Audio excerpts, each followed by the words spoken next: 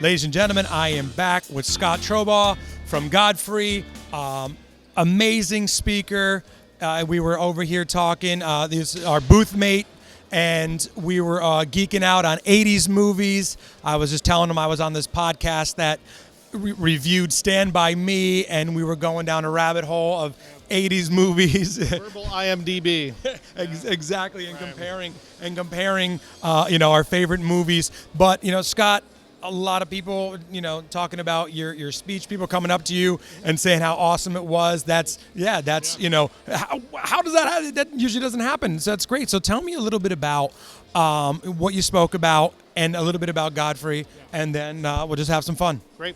My friend Cliff and I spoke about how we regard Mr. Rogers as the patron saint of B2B marketers. I love it. We had a couple of reasons for that. He was a child of B2B. He was a master communicator, and he had standards. He really believed that we could do better.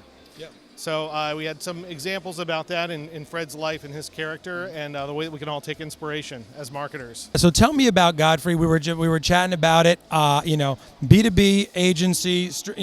Tell me about the work you're doing. Tell me about your role there, and just tell the people about what you guys do. Yeah, Godfrey's been in business since 1947. We've been all B2B since 1977. Mm-hmm. So for someone like yourself, I'd say we've been B2B for as long as there's been Star Wars. Yeah, exactly. Right? So that kind of gives you a sense of the longevity there. We focus on manufacturing companies, really sort of hard industrial B2B, which, when you think about the long, complex buying cycle, some of those other things that are real challenges, and like Jay said this morning, there are higher expectations across the board for B2B than there are for B2C. Mm-hmm.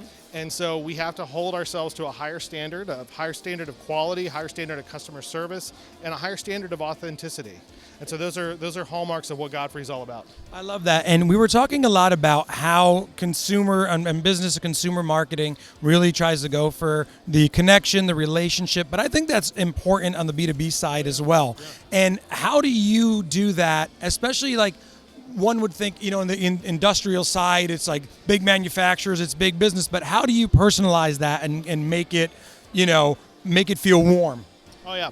Well, one of the things is that we share excitement, because excitement is absolutely contagious. Yes. We get fascinated with all of this. We get fascinated with not only the machinery and the way that things work. We talk about those factory tours and about the excitement that brings and that insight. But that fascination can be really contagious. And so when you take that and you add in the human component of getting to know the people behind it, you humanize every single thing. And it's really easy to find and tell those stories at that point. We talked about, Stirista, we're an identity marketing company, data-driven.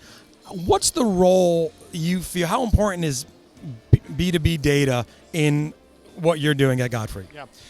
Data is vital, and we have a lot of ways that we gather data and a lot of ways that we interpolate it. But along with that, because you can get reams and reams of data, we also again get back to that human aspect of it, because we want to mix that qualitative insight with the quantitative data. Data obviously is vital, and there's never been a better time in history to collect it. The key is really getting those insights and getting those insights from it, making sure that those are accurate. And that comes on the qualitative side. As we go into 2020, Scott, what do you feel, we've been hearing a lot of buzzwords from people.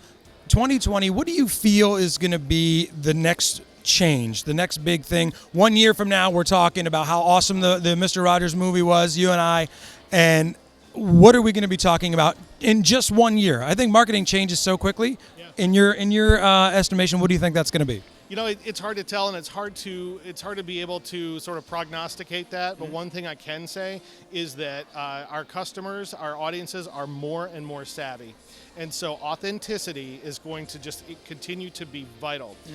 An authentic message that's believable, that's real, warts and all, so to speak. Owning those conversations and being really authentic and true about them, I think is definitely going to continue to rise in importance over the next year. No, yeah, I agree. We were talking about that earlier, being authentic, having, establishing a relationship with your customers.